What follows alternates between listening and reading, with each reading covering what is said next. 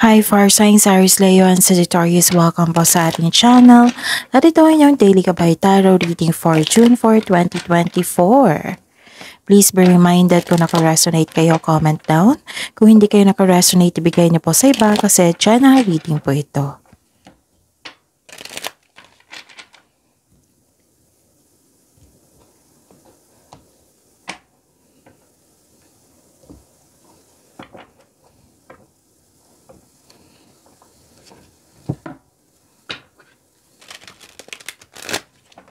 Gamitin ang reading na ito bilang gabay lamang. Please like, subscribe, and click pa button for notification para updated po kayo sa daily tarot reading natin. Maraming salamat po.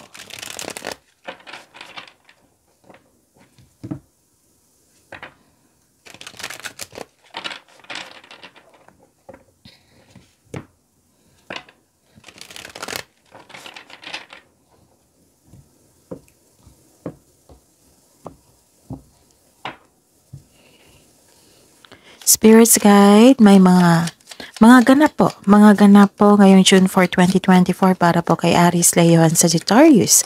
I need 3 cards po.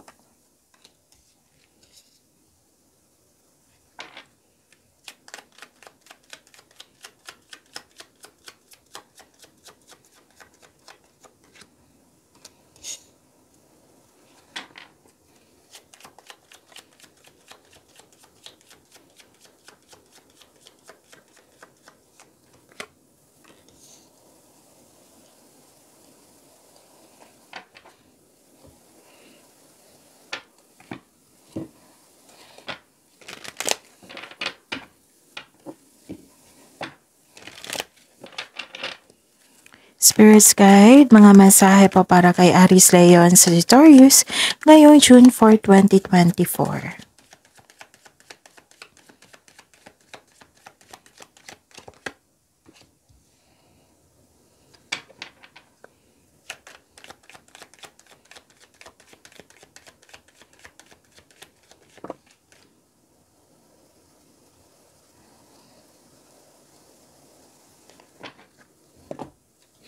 Okay, Aries, Leo, and Sagittarius. May nakita ko ditong gumawa kayo ng desisyon. Pwedeng gusto nyong yung mga ginagawa nyo naka-align sa inyong passion. Basta po may nakita ko ditong desisyon, gumawa kayo ng desisyon. Pero sabi po dito na kung gagawa kayo ng malaking desisyon, kailangan balansehin yung energy. Okay, tapos okay yung emotion din. Kasi nakikita ko dito na galit kayo sa isang tao kasi nasaktan ka at nagkaroon ng argument. Basta po may ganap po ngayon regarding sa inyong passion, may ganap po na pagdidesisyon, at may ganap po na argument. Ako nakita dito. Tapos may nakita ko dito, lahat naman tayo adult dito, nagkaroon ng rough sex or sex without emotions po. Na nagkaroon ng obsession, nagkaroon ng addiction.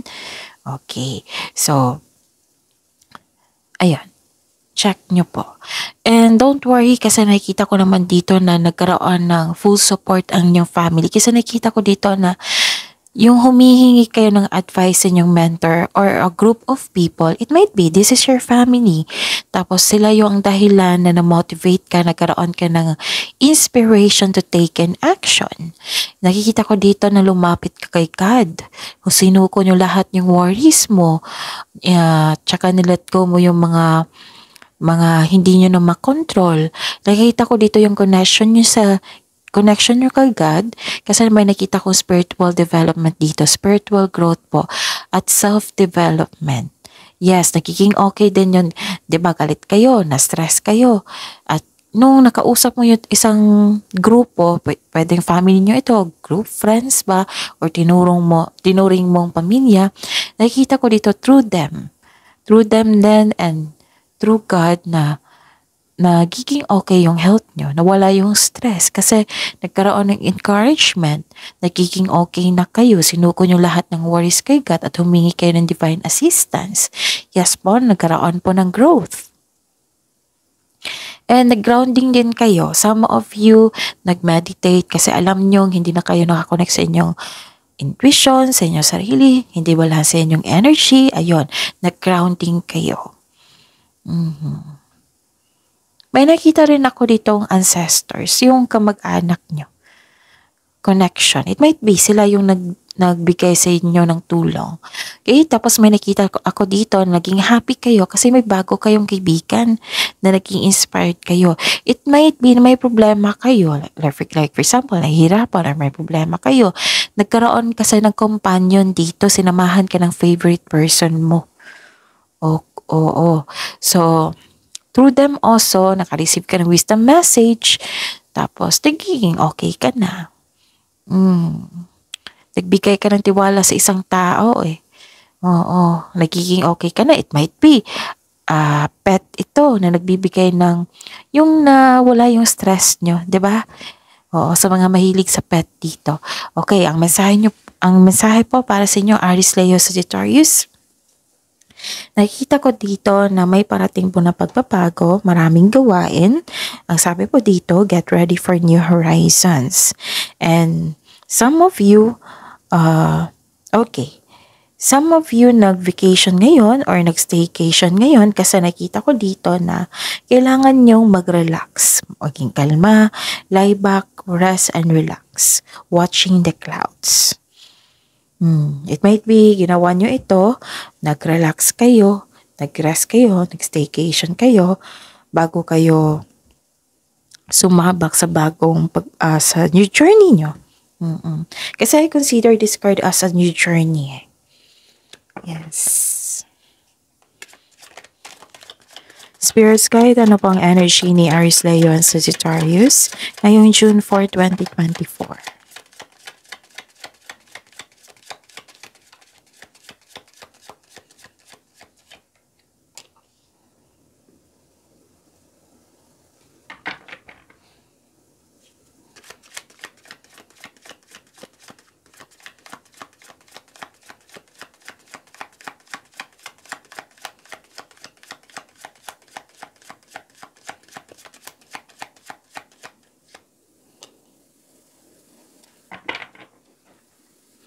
Okay. Aries, Leo, and Sagittarius, panoorin niyo po yung daily natin, weekly natin, tsaka yung marami kayong monthly kabay tarot reading ngayon for June 2024. Merong nakafocus sa career and money, may monthly kabay tarot reading na may love reading, June 2024 yon. At saka may anong tawag dito? June 1 to 15, 2024. So, panoorin niyo po Aries, Leo, and Sagittarius kasi may makukuha kayong mensahe doon na magsilbing gabay po sa inyo. Okay? Ano pa? At sa mga suki ko dito na Aries, Leo, and Sagittarius, yes, nais ko ipaalam sa inyo, open po ang ating June 2024 monthly kabay tarot reading. So, sa mga suki ko dito na humihingi sa akin ng monthly kabay tarot reading, yes, open po yung June 2024. So, PM niyo po ako for schedule. At sa mga bago dito sa gustong magkaroon ng personal reading, ito po yung video nyo. Sa baba niyan may nakasulat na June 4 para kay Aries, Leo, and Sagittarius. Okay, so sa baba pa niyan, sa description box mismo, may nakapost na link dyan. So, i-click nyo po yung link na yan para ma-message nyo po ako for inquiry and for booking. Okay, ngayong June 4, 2024 para kay Aries, Leo, and Sagittarius. May concern po dito sa materialism. It might be this is the reason na bakit galit kayo. Kasi may concern sa isang tao na naging materialistic or naging materialism. Okay? May concern kayo sa hindi marunong magpahalaga sa buhay. Pwedeng may nagsiselos kaya kayo galit. Pwede din na may concern kayo sa isang tao na hindi marunong mag-handle ng money. It might be this is you, it might be this person. Naging materialistic po. May taong hindi maasahan. So, instead of getting angry, kausapin niyo po siya. I-address mo yung hurt feelings mo. Kung kailangan ng adjustment para magkaroon ng solusyon sa inyong problema, then go ahead. Make adjustment where necessary. Okay? May taong nanghihimasok sa inyong desisyon. Oo, decision making process ha. So expected nyo to, baka hindi na kailangan magalit po. Oo, baka may point of view siya, may experience siya, kaya siya nag-oppose sa inyong desisyon. So, yes, nagkaroon ng may tao nang himasok sa inyong desisyon, naiirita kayo, nagalit kayo, nagkaroon ng argument. Baka po, kailangan na hindi magalit po. Baka pwedeng i-response mo sa kanya. So, tell me, bakit ka hindi sang-ayon sa decision ko? Baka may makukuha kang kaalaman. Pero at the end of the day, kayo po ang masusunod, di ba? Tapos don't waste your energy na magalit. Okay? Kasi nakakasama yan sa inyo. Hindi magkakaroon ng magandang energy. Okay? Ano pa? I see. Anong tawag dito? Nakita ko dito na 'di ba may concern kayo sa materialistic, okay. Materialistic, hindi maasahan. Nakikita ko dito na some of you, or it might be this person, disappointed kayo sa kanya kasi nga sa pinapakita niya na hindi kayo naayon, hindi siya sang-ayon sa inyong desisyon, naging materialistic, hindi nagbibigay ng halaga. May nakita ko ditong concern sa isang tao naging perfectionist. It might be this is an air sign or a water signs. Air signs is a Gemini, Libra, and Aquarius. Water signs is a Cancer, Pisces, a Scorpio. And nakita ko dito yung disappointment nyo. Oo. Sa isang tao. Kasi may high hopes and expectation ka na hindi niya nabigay. Baka may dahilan po siya. Baka kailangan pong alamin kung bakit po. Hindi na kailangan magalit. Alamin niyo muna at mag-usap kayo ng mahinahon. Para sa mga single dyan, may nakita ko dito na na-disappoint kayo sa isang tao na hindi nagpatuloy ng ligaw sa inyo kasi nakikita mo kasi na yung red flag niya. Oo, kaya hindi siya nagpatuloy. Pero disappointed kayo ha kasi hindi siya totoo sa inyo. May tao rin dito na hiningan mo ng tulong pero tinanggihan ka. Hindi siya agad nagbigay ng tulong sa inyo. Baka may dahilan po din yan. Baka hindi po kailangan na magalit ngayon kasi alalahanin niyo po kakapasok lang po ng June 2024. Huwag niyo sayangin yung energy. Okay? Kung pwede lang po. Okay? Ano pa?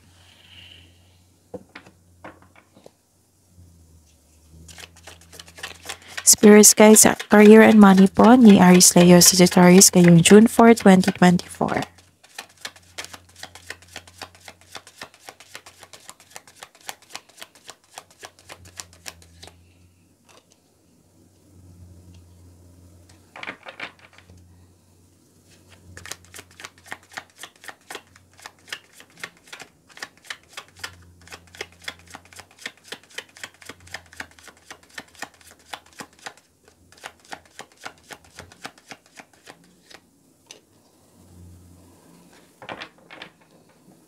Okay. Sa career and money ni Aries Leo and Sagittarius. I see. May nakita ko dito nagkaroon kayo ng anxiety at pag-alala. Worried kayo. Hindi kayo makatulog, balisa kayo, natatakot, naghihinala o dumadalas ang pagkakaroon ng masamang panaginip. Sabi po ng card niyo po dito na itong emotion na ito yung pumipigil sa inyo na makita ang katotohanan na nasa harap na. So, ang stress ay isang normal na bahagi ng buhay, pero kailangan nating labanan ito sa pamamagitan ng pag-unawa, pagtanggap sa isang sitwasyon. Kung gusto niyo like these two cards na humingi kayo ng yung may kausap kayo para makinig sa inyo, para maibsan din kayo. Kung wala kayong tiwala sa inyong kapwa, then makatulong po ang journal or diary. Magsulat kayo sa lahat ng mga iniisip nyo. Para mapunta yung bigat na nararamdaman nyo, yung iniisip nyo ngayon, sa isang pahina. At masuri nyo kung ano yung punot dulo kung bakit kayo nagkaroon ng ganyan. Ang sabi po ng card dito, make change. Ito pangyayaring ito ay pansamantala lamang at lilipas din ito. So magtiwala po sa inyo sarili. And I'm hoping na mawala na yung anxiety na yan, yung pag-alala nyo. Don't worry po, malapit naman yun itong matapos. Nagkaroon nga dito ng solitude. Gusto niya mapag-isa muna para makapag-isip na mabuti. And nakita ko naman dito na nagkaroon ng nearing completion. Malapit nang matapos ang mga pagsubok, itong bigat na nararamdaman nyo. Nakikita ko kasi dito talaga na worried at stress kayo sa kaperahan, sa trabaho. Alam nyo ba kung sa pagtutok nyo nito sa pagiging worried sa kaperahan at trabaho, ito ay magdudulot ng pagkawala ng tulog or focus. Pwede din na stress ka sa dami ng trabaho. So anong gagawin? Lie back, rest, and relax. Yan yung message sa inyo. Kung gusto nyo na makausap para maibsan din yung hurt feelings nyo, kausapin nyo yung good listener, yung genuine sa inyo. Magpahinga muna. And, yung sabi ko sa inyo na isuko nyo lahat yung worries nyo. Instead na magalit kayo. Okay? Ano pa? Nakikita ko dito na nagkaroon ng okay. Kaya pala, dalawang card ha, nagsabi na wala kayong tulog, wala kayong restlessness Wala kayong tulog, wala kayong pahinga, you are avoiding self-reflection. But I believe magkakaroon ng time for reflection after this support. Kasi may support, diba? May nakikita kong grupo na nagbigay ng suporta sa inyo. May companion ka, may kasama ka. Nakikita ko dito na wala kayong pahinga, wala kayong tulog, ayaw mong matulog, ayaw mong magpahinga, tapos hindi kayo kampante. Dalawang card na po nagsabi dito na nabibigatan kayo. Oo, nabibigatan kayo at nahihirapan. Hindi kayo kampante. Nagtatago kayo instead of facing the reality. Hinahayaan mo yung tao na saktan ka. Hinahayaan mo yung sitwasyon na saktan kayo. So, ang sabi po ng card dito, kailangan nyo maging calm your mind and reflect. Yan yung pinaka-importante. Para kung magkakaroon ng time for reflection, magkakaroon ng solusyon dyan. Sleep and meditation po dito ay kailangan po. Okay? Kasi ang pagpapahinga ay nakapagbigay sa inyo ng increased productivity and a healthier mental state. Importante talaga yan. So kung may nararamdaman kayong pagod talaga, yung extreme pagod talaga, magpahinga. Lie back, rest, and relax. Kailangan yan. Paano mo mabigyan ng solusyon yan kung wala kayong pahinga, diba? But I believe magiging okay din ito. Kasi dalawang card na nagsabi na magiging okay. Kasi gumagawa ka rin ng paraan Nagkaroon ng willingness to move on. Nakakuha ka rin ng inspiration sa isang grupo ng tao or sa companion mo. May kasama ka. Okay? Spirit Sky, Love, Life, Self-Love, Partnership, and Romance ni Aries Leo Sagittarius ngayong June 4, 2024.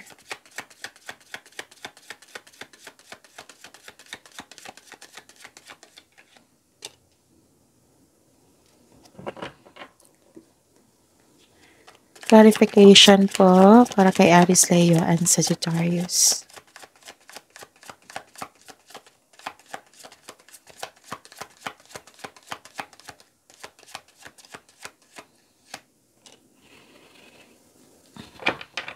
Okay, may biglaang pagbabago dito ha. It might be hindi ka handa kaya ayun. Pero may biglaang pagbabago talaga dito. Ay, okay. Nakikita ko dito na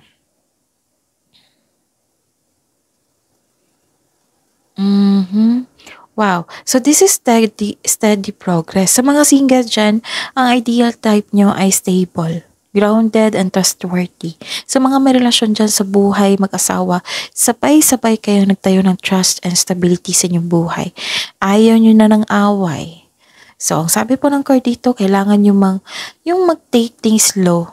Kung gusto nyo mag-last ang inyong relasyon, ang inyong connection. Okay? So, ayun. Ano pa? Yun nga. Bigla ang pagbabago.